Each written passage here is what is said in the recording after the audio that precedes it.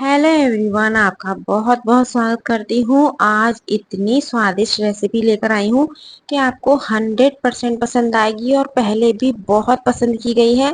तो यहाँ 1 कप सूजी ली है, 3 से 4 कप गेहूं का आटा लीजिएगा, स्वाद अनुसार नमक, थोड़ा सा हींग और 2 चम्मच लिया है मैंने देसी घी।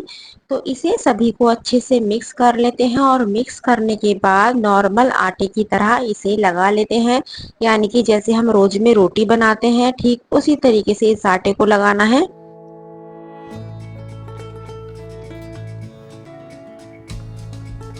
तो आप देख सकते हैं बढ़िया से यहाँ आटा बिल्कुल लग चुका है। तो इसे रेस्ट पे छोड़ेंगे। और यहाँ 1 कप ली है मैंने चना दाल। इस चने दाल को मैंने 2 से 3 घंटे पहले भिगो दिया था। इसे साफ पानी से धोने के बाद कुकर में ट्रांसफर कर लेते हैं।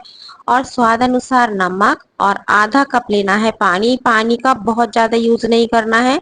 1 कप यदि चना दाल है तो बस आधा कप पानी काफी रहेगा।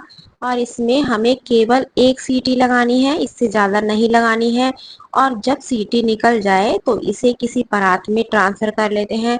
आप ये देख लीजिएगा, यदि पानी है तो छलनी में छान लीजिएगा। तो यहाँ दाल बढ़िया से पक चुकी है, आप देख सकते हैं। तो इसे पहले छलनी में छान के और किसी परात में हम ट्रांसफर कर लेते हैं ताकि दाल हमारी थोड़ी ठंडी हो जाए। तो आप देख सकते हैं छलनी में मैंने सारा पानी अलग किया है, थोड़ा सा ही पानी निकला था। तो आप 1 कटोरी दाल में आधी कटोरी से भी कम ले सकते हैं। और इसे साइड में रखेंगे। और यहाँ लिया है मैंने बिल्कुल ताजा दही। और ताजे दही को आप फेंट लीजिएगा या मथनी से मथ लीजिएगा। और इसको जितना आपको पतला या गाढ़ा चाहिए उसके अकॉर्डिंग इसमें पानी डालिएगा। और यहाँ लिया है बारीक कटी हुई हरी मिर्चें, बारीक कटा हुआ हरा धनिया, काला नमक, गरम मसाला, थोड़ी सी लाल मिर्च पाउडर। यदि लाल मिर्च पाउडर पसंद नहीं है तो यहाँ काली मिर्च का पाउडर भी आप ले सकते हैं। और इसे अच्छे से मिक्स कर लेते हैं। यहाँ मैं बेसन की बूंदी ऐड करूंगी। आप इसे लौकी का भी बना सकते हैं, बेसन का भी बना सकते हैं। और यहाँ इसे आलू से भी बना सकते हैं। तो यहाँ मैंने आलू उबाल लिए थे, लेकिन मैंने सोचा आलू से ज्यादा अच्छा ये बूंदी का लगेगा, तो इसलिए मैंने यहाँ बूंदी ली है। तो इसको अच्छे से मिक्स करेंगे और जब तक बूंदी फूलती है इसे साइड में कर देते हैं। बहुत ही गजब का ये आपका बूंदी का रायता बन चुका है। यहाँ दाल भी बढ़िया से ठंडी हो चुकी है। अब हमें करना क्या है, कोई भी आप मैशर ले लीजिएगा या जो मथनी होती है वो भी ले सकते हैं, या कोई कटोरी गिलास कुछ भी, किसी भी चीज से इस तरीके से इसे मैश कर लीजिएगा ताकि चने का जो दाना है चना दाल का वो अच्छे से मैश हो जाए। हाथों से करना चाहोगे हाथों से भी इसे हो जाएगा, क्योंकि दाल काफी सॉफ्ट हो जाती है 1 सीटी में ही। तो एक उबला हुआ आलू लेना है, आलू को कद्दूकस कर लेते हैं। हाथ से नहीं फोड़ना है इस आलू को, कद्दूकस ही कीजिएगा।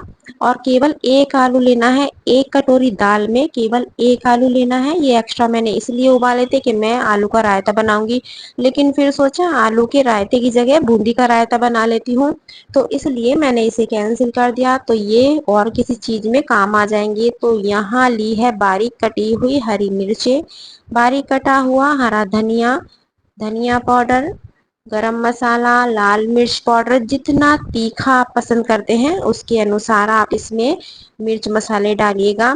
नमक बहुत ध्यान से डालना है, क्योंकि हमने जब दाल उबाली थी तो नमक डाला था, तो इसलिए नमक को बहुत ध्यान से हमें कम डालना है। क्योंकि आटे में भी डाला हुआ है, जब दाल उबली थी तब भी डाला था, और इस टाइम चने की दाल में भी डालेंगे क्योंकि उसमें थोड़ा हमने पानी छान दिया था। तो नमक का बहुत अच्छे से ध्यान रखिएगा। तो इसे इस तरीके से मिक्स कर लेते हैं। और मिक्स करने के बाद इसके पेड़े बना लेते हैं, यानी कि लोइयां बना लेते हैं। आलू का डालना इसलिए जरूरी है, यदि प्योर चने की दाल से आप बनाओगे तो बिल्कुल खिले खिले उतने बढ़िया से नहीं बनेंगे। तो इसलिए चाहे छोटे आलू का आप यूज कीजिएगा, आलू जरूर डालिएगा। तो यहाँ रख लेते हैं तवा। और जितनी देर में तवा गर्म होता है आपको करना क्या है, एक प्यारा सा कमेंट्स करना है कि आप कहाँ से मेरा वीडियो देख रहे हैं। आप सोच रहे होंगे कि मैं नॉर्मल पराठे बना रही हूँ, पराठा तो मैं बनाऊंगी लेकिन गाय के लिए बनाऊंगी, बाकी सबके लिए बहुत ही एकदम अलग हटके लेकर आई हूँ रेसिपी। और बहुत एकदम खस्ता और कुरकुरे ये बनने वाले हैं। तो फिलहाल आज हम गाय का पराठा बना लेते हैं पहले। और इतनी देर में आप लाइक शेयर कर लीजिएगा और चैनल पे पहली बार आए हैं तो सब्सक्राइब करना बिल्कुल मत भूलिएगा। आप देख सकते हैं मैं किस तरीके से उंगली की हेल्प से दबा के इस पेड़े को बड़ा कर रही हूँ और सूखा आटा लगा के बहुत टाइट हाथों से नहीं बेलना है, हल्के हाथों से बेलना है ताकि दाल हमारी बाहर ना निकले। तो दूसरा पेड़ा भी रख लेते हैं यानी कि दाल का जो हमने लोई बनाई है और इस तरीके से इसे कवर कर लेते हैं। आटा कम लीजिएगा और दाल ज़्यादा लीजिएगा। तो इसे आप मूंग की दाल से भी बना सकते हैं, चना दाल से भी बना सकते हैं, किसी भी दाल से आप बना के तैयार कर सकते हैं। और उंगलियों की हेल्प से इस तरीके से फैलाइएगा। तो इससे होगा क्या, सारी जो पिट्ठी है यानी कि स्टफिंग है हर कोने में बराबर मात्रा में लगेगी। ऐसा नहीं है कि कहीं ज़्यादा होगी कहीं कम होगी। तो चलिए पहले इसे सेक लेते हैं।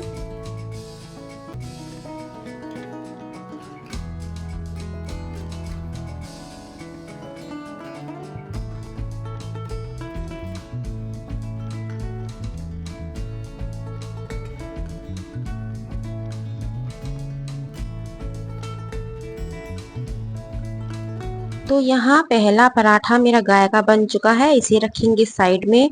और जो दूसरा है नॉर्मल पराठा है, तो ये आप तवे पे भी बना सकते हैं और पैन में भी बना सकते हैं। पैन में किस तरीके से बनाना है, क्योंकि मैं अधिकतर पैन में ही बनाती हूँ इन पराठों को। बिल्कुल भी तवे पे इतने मज़ेदार नहीं लगते हैं जो कि पैन में लगते हैं। दोनों में फ़र्क बहुत आता है सेकने के बाद। स्टफिंग सेम है, आटा सेम है, लेकिन मेरी तरह बनाएंगे तो बिल्कुल स्वाद आपको हटके मिलेगा। बस आपको एक बात का ध्यान रखना है कि बेलते टाइम बिल्कुल भी कहीं से फटना नहीं चाहिए। यदि ये फटा तो फिर पैन में नहीं सेक पाओगे, उसमें घी भर जाएगा, सारा मजा आपका खराब हो जाएगा। तो आप देख सकते हैं बिल्कुल फर्स्ट क्लास एकदम फूले फूले ये हमारे चना दाल पराठे बनके तैयार हो चुके हैं। यदि घर में बहुत ज़्यादा ऑयली आप पसंद नहीं करते हैं तो इस तरीके से भी आप पराठे सेक सकते हैं। तो यहाँ मैंने तवे पे जो सेका है इसे रखूंगी अभी साइड में, दूसरी गैस पे रख लेती हूँ। और यहाँ पैन चढ़ा लेते हैं और पैन में डालना है थोड़ा सा देसी घी या जिसमें भी आप फ्राई करना चाहते हो। बहुत ज़्यादा घी का हमें यूज़ नहीं करना है, मतलब जैसे हम कचौरियाँ तलते हैं उस तरीके से हमें इन्हें नहीं तलना है। मुझे इसमें बल्कि घी थोड़ा ज़्यादा लग रहा है तो मैं निकाल लेती हूँ। बस आपको घी इतना लेना है कि ये बस नीचे वाला जो लेयर है वो घी में डूब जाए। ऊपर इस तरीके से नहीं लेना है कि कचौरी की तरह ये तैर जाए।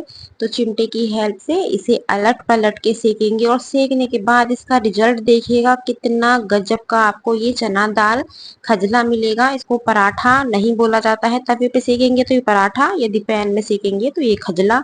तो बहुत ही एकदम कुरकुरा एकदम खस्ता हो जाता है ज्यादा घी में सिकने की वजह से। तो चलिए इसे अलट पलट के कुरकुरा होने तक सेक लेते हैं। कलर देखिएगा कितना बढ़िया से आया है।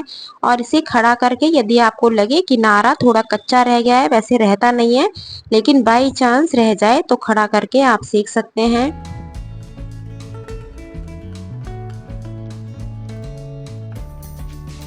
आपको बस किस बात का ध्यान रखना है कि बेलते टाइम ये बिल्कुल भी फटना नहीं चाहिए, क्योंकि यदि फट गया तो इतने घी में जब आप फ्राई करेंगे तो सारा घी उसमें अंदर घुस जाएगा और मजेदारी सारी खराब हो जाएगी, ना कुरकुरा होगा और ना ही स्वाद आएगा। तो इसलिए इस चीज का बहुत ध्यान रखना है कि कहीं से दाल बाहर ना निकले बेलते टाइम।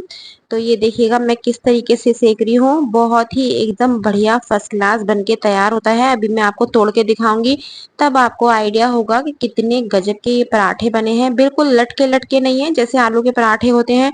इसकी ऊपर की लेयर इसलिए करारी हो जाती है क्योंकि आटे में हमने सूजी मिलाई है। तो अब कर लेते हैं प्लेटिंग। तो यहाँ बूंदी भी फूल चुकी है, फर्स्ट क्लास हमारा बूंदी का रायता और ये हमारे चना दाल के खजले बहुत ही गजब के हैं। ये देखिएगा मैं अभी इसको हटा के दिखाऊंगी तो आपका नहीं मन करेगा तो भी मन करेगा बनाने का, बहुत ही स्वादिष्ट है। तो आज ही दाल को जल्दी से भिगो के इसे बनाइए और सबको खिलाइए। सबको ना पसंद आए तब कहिएगा, बहुत ही गजब की रेसिपी है।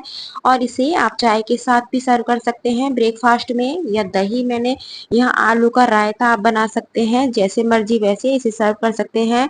तो रेसिपी पसंद आई है तो लाइक शेयर करना बिल्कुल मत भूलिएगा और चैनल पे पहली बार आए हैं तो सब्सक्राइब भी कर लीजिएगा। कल फिर मिलती हूँ एक नई रेसिपी के साथ। Thank you.